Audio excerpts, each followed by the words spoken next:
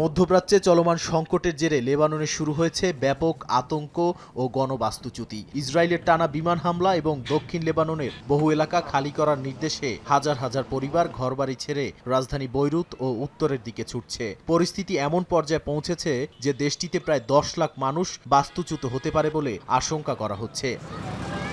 মানবিক সংস্থা Islamic relief জানিয়েছে, বহু পরিবার স্কুলে আশ্রয় নিচ্ছে। বৈরুত, মাউন্ট লেবানন ও উত্তরাঞ্চলের শতাধিক শিক্ষা প্রতিষ্ঠান অস্থায়ী আশ্রয় কেন্দ্র হিসেবে খুলে দিয়েছে সরকার। সংস্থাটি খাদ্য, পানি, কম্বল, গদি ও স্বাস্থ্যসম্মত সামগ্রী সরবরাহের প্রস্তুতি নিচ্ছে।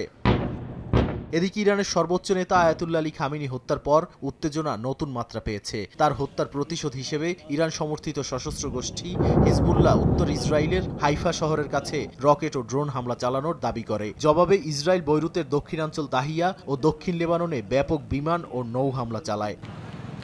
লেবাননের প্রধানমন্ত্রী নওয়াফ সালাম জরুরি বৈঠক ডেকে হিজবুল্লাহ সামরিক কর্মকাণ্ড নিষিদ্ধ ঘোষণা করেছেন এবং অস্ত্র সমর্পণের আহ্বান জানিয়েছেন। তবে হিজবুল্লাহ সমর্থকদের একাংশ ইসরায়েলকেই দায়ী করেছেন এবং প্রতিরোধ চালিয়ে যাওয়ার অঙ্গীকার করছেন।